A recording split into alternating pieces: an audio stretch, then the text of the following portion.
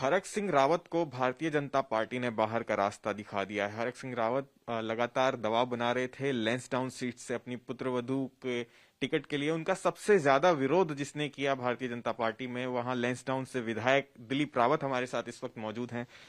Sir, बड़ी नाराजगियां रही आपकी हरक सिंह रावत से? देखिए, मेरी हरक सिंह रावत जी से नाराजगी नहीं है, बल्कि उनके विभाग की जितने गलत काम थे उनसे नाराजगी थी। और इसलिए मैंने माननीय मुख्यमंत्री जी को भी और अपर सचिव को भी लिखा था कि उन पर कार्रवाई की जाए। वो जो है टिकट को लेकर भी आपने बयान भी दिए कि मेरी पार्टी एक है, मेरी पत्नी एक है, कुछ इस तरीके के बयान भी आपके काफी वायरल हुए। क्या टिकट को लेकर क्या घमासान चल रहा था? देखिए, निश्चित रूप से मैं एक आइडियोलॉजी वाला आदमी हूँ, मेरी विचारधारा है और मैं राष्ट्रवादी व्यक्ति हूँ। और इसलिए मेरे पे उन्होंने कहा था, मुझे सुझाव दिया था कि दूसरी विधानसभा से लड़ लें या वो दूसरी पार्टी में जा रहे हैं, ऐसी अफवाह उनके द्वारा फैलाई गई। तो मैंने स्पष्ट कहा कि मेरे पास कोई विकल्प नहीं है और मैं राष्ट्रवादी व्यक्ति हूं और इस समय केवल भाजपा ही राष्ट्रवादी विचारधारा पे चल रही है और हिंदूवादी आदमी हूं। तो इसलिए मेरा तो कोई विचार ही नहीं है और मेरे पास एक ही विधानसभा है, क्योंकि ये मेरी अपनी जन्मभूमि है, मेरी अपनी कर्म भूमि है और इसलिए मैं वहाँ की सेवा करना चाहता हूँ और वहाँ की जनता मुझे बहुत प्यार करती है। और इससे पहले मेरे पिताजी भी जो है वो क्षेत्र में उसका नेतृत्व कर चुके हैं, इसलिए मेरा उसके प्रति एक संवेदनशील लगाव है। तो इसलिए मैंने कहा, भाई आप किसी और पे जाओ, क्योंकि आप पे तो बहुत सारी चीजों के बहुत सारे विकल्प होते हैं, आप कहीं और चले जाए। तो लेकिन उन्होंने जिद करी हुई थी कि मेरी बहू को यहाँ टिकट दिया जाए, जबकि उनकी बहू का मैं तो जानता भी नहीं, पहचानता भी नहीं।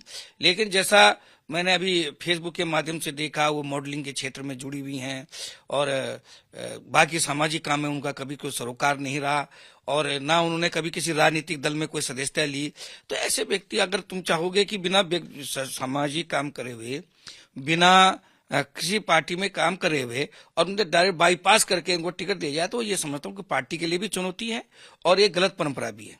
अब शुरू से जो है एक विरोध करते रहे, मुख्यमंत्री को आपने पत्र लिखा कि इस विभाग में जो वन विभाग है कई भ्रष्टाचार व्याप्त है। क्या आपको पहले से आभास था कि टिकट का जो है ये दबाव बनाया जा रहा है? क्या वजह क्या थी? नहीं, ऐसा था कि जिस भ्रष्टाचार की मैंने वन विभाग में बात करी है, वो भ्रष्टाचार में कई लोगों ने पीआली भी करी और कई लोगों ने उस पर आक्षेप भी, कई अखबारों में भी आया। मेरे द्वारा कई बार मुख्यमंत्री त्रिवेंद्र जी से भी कहा गया, उसके बाद तीरथ जी से कहा गया, धामी जी से कहा गया और उसके बाद ही मैंने जब कार्रवाई नहीं हुई, क्योंकि उनके दबाव में वहां पर कार्रवाई नहीं हुई और उनके ही लोग वहां पर सारा कारोबार कर रहे थे, तो मैंने कहा कि भाई इसकी कार्रवाई अगर नहीं है, अगर अच्छा काम है तो पता चल जाएगा, कार्रवाई करके इसकी जांच कर ली जाए। बस यही मेरा एक प्रश्न था। आपके ऊपर दबाव बनाया जा रहा था कि लैंसडाउन सीट से किसी तरीके से हटते जाएं या फिर वहां पे जो है उनकी पुत्रवधू को टिकट दिया जाए, या कुछ आपसे ऐसी कोई बात कभी आपके जहन में आई थी, आपके दिमाग में कभी आई थी ऐसी बात? हाँ, निश्चित रूप से मुझे कुछ लोगों ने बात करी थी और हरक सिंह जी के द्वारा भी मुझ पर दबाव कुछ लोगों के द्वारा डलवाया जा रहा था कि मैं कोटद्वार लड़ूं।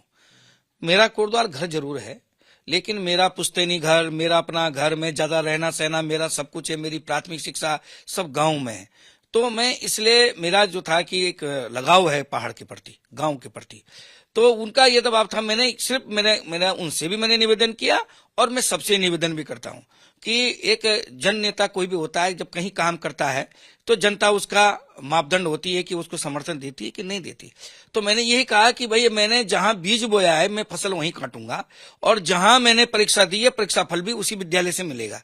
ऐसा नहीं कि मैं परीक्षा फल कहीं दे रहा हूं, किसी बोर्ड से कर रहा हूं और परीक्षा किसी और बोर्ड से दे रहा हूं।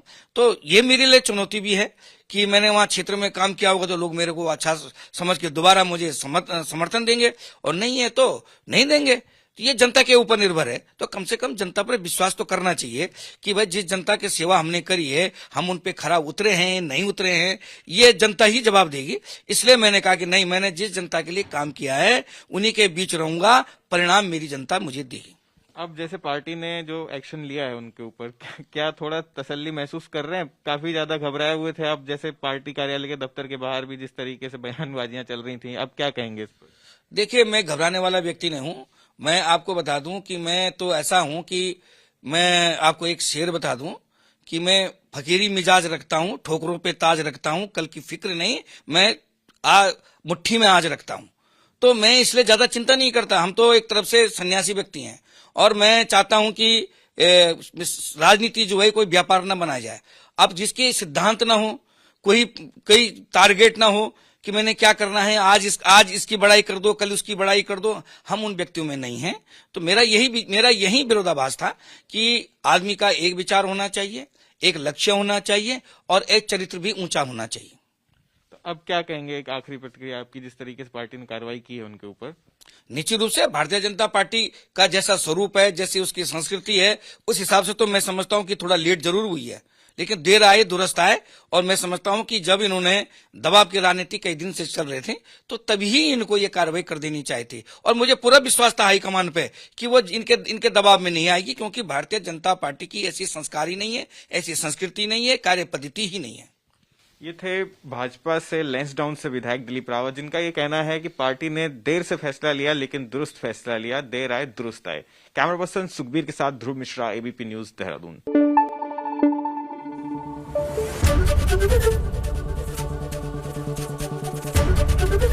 एबीपी न्यूज आपको रखे आगे।